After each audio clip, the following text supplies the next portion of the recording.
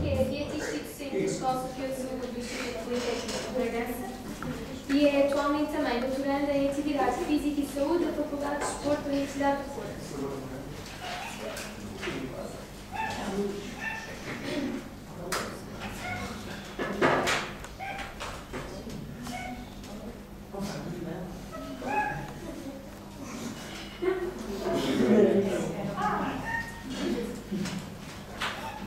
Antes de mais, obrigado pelo convite aos diferentes núcleos de estudantes que organizaram esta palestra. A mim convido a falar sobre um bocadinho a nutrição no desporto. Tentei simplificar ao máximo, porque, digamos que falar de nutrição no desporto para alguém que não tem as bases de nutrição pode ser assim um bocadinho saltar algumas etapas para conseguirem perceber algumas coisas. Por isso, já que estamos pouquinho, vamos fazer assim um bocadinho mais informal. Se precisarem de alguma informação de background que eu não esteja a dar por ter tentado simplificar aqui as coisas, vão perguntando, tá? Mas estejam à vontade para mim. Pronto, antes de mais, pensando então qual é a relação que existe entre a alimentação, entre a nutrição e o desporto.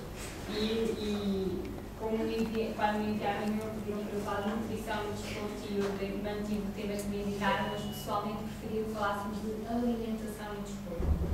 E eu digo isto porque quando falamos em nutrição, falamos em nutrientes, mais ou menos de onde vieram. E quando falamos em alimentação, falamos no ato de nos alimentarmos. E é a partir daí que nós devemos tentar controlar e melhorar a nossa performance desportiva. Em termos nutricionais ou alimentares, aquilo que está mais, que é mais importante falar quando falamos de nutrição no desporto é o balanço energético. Todos vocês que praticam desporto ou algum tipo de atividade física, mesmo que não organizada, pensam e percebem-se que o gasto energético é mais pela atividade física nesse dia vos deixa muito mais esfomeados à hora do jantar ou do almoço, o que quer que seja. Isso tem a ver com o nosso próprio organismo fazer o seu controlo energético. Tem que haver sempre um balanço entre aquilo que entra na nossa alimentação e aquilo que sai a partir de todas as atividades que nós já vamos ver quais são físicas e outras. Portanto, isso tem que estar sempre balanceado, caso contrário acontece uma de duas coisas. Ou aumentamos de peso, quando aumenta a quantidade ingerida em relação àquilo que é gasto, ou perdemos peso quando acontece o inverso. Para que isso não aconteça e num atleta, a não ser na pré-época, em que vêm de férias, às vezes um bocadinho relaxados com peso a mais, nunca queremos que o peso oscile, porque oscilações de peso nunca se sabe o que é que vão traduzir em termos de performance desportiva. Pode ser positivo, mas pode ser que a fase de adaptação do organismo daquele atleta à alteração do peso demora algum tempo que em termos desportivos não existe, porque os resultados têm que ser imediatos para melhorar a performance. Depois, em termos de equilíbrio nutricional, para além da energia, é importante pensarmos de onde vem essa energia, que nutrientes. E eu, se calhar, aqui então vou um bocadinho atrás, que não coloquei, mas existem 4 tipos de nutrientes energéticos, mas só 3 deles são úteis ao nosso organismo para fazer render em termos de energia positiva. São os glícidos, ou hidratos de carbono, ou glúcidos, ou carboidratos, quando leem alguma coisa do Brasil. As proteínas, que nós não queremos que sejam muito utilizadas como fonte de energia, principalmente nos atletas, queremos que sejam utilizadas apenas para reforço muscular e para manutenção de massa muscular. E a gordura, ou os lípidos, ou os lipídios, como dizem no Brasil, que é um nutriente com maior concentração energética. E depois temos o timing das refeições. E este timing das refeições tem que estar coordenado com o timing do treino, da competição e das restantes atividades de vida diária daquele atleta. Isto vai ter uma influência em termos de resistência do atleta, da resistência à sua atividade desportiva, mas também às restantes atividades de vida diária, na performance desportiva, e depois tem que estar sempre coordenado com as diferentes fases. Estamos numa fase de treino ou de pré-época, ou se estamos na fase de competição mais intensa. E e eu coloco aqui no meio o peso e a constituição corporal, porque vão influenciar e ser influenciadas quer pela parte alimentar, quer pela parte da atividade física. Coloco o peso porque é aquilo que nós todos conseguimos medir facilmente, todos temos uma balança lá em casa, ou conseguimos passar numa farmácia onde nos conseguimos pesar, mas mais importante que o peso seria falar em composição corporal. Quando falamos em atletas, queremos sempre controlar a composição corporal. Quase sempre desejamos mais massa muscular, menos massa de gordura. E queremos sempre garantir que a quantidade de água no nosso organismo está adequada, porque um organismo desidratado não tem uma performance desejável.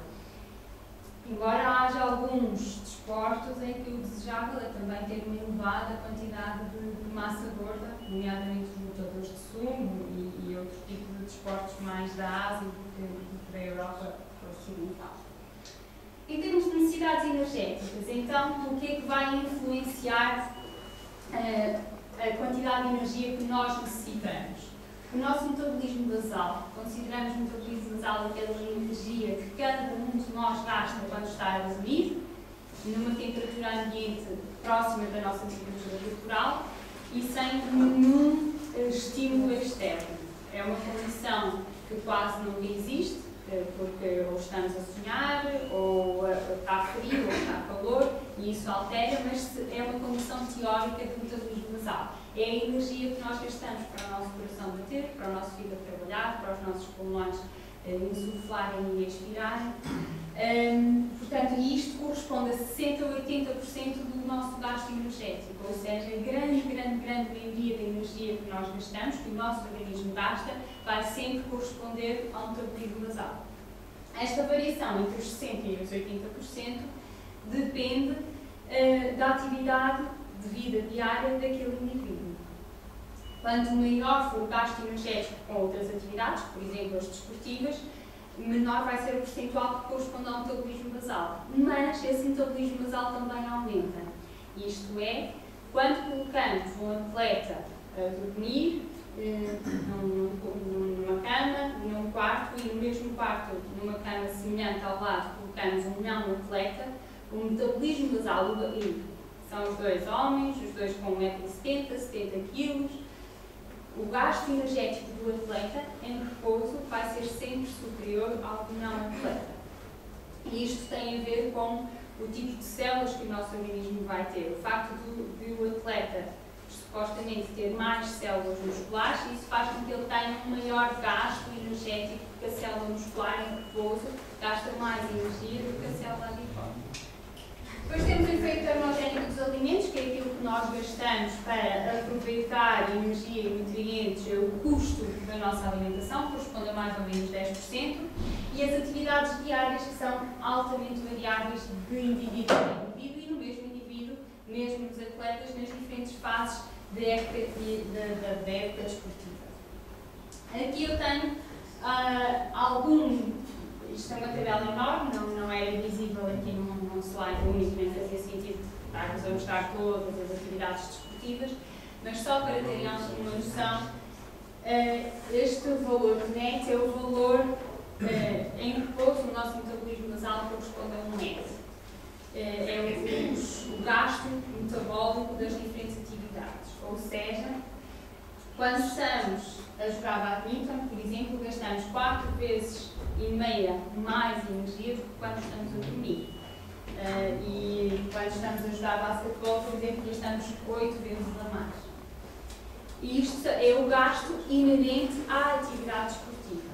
Se depois tiverem interesse em ver as vossas diferentes atividades desportivas, eu depois posso enviar a tabela completa. Mas existe uma grande variação de desporto para desporto no gasto energético a que corresponde, por isso temos que considerar não só o tempo gasto em atividades desportivas, mas também que tipo de atividade é que está a ser feita.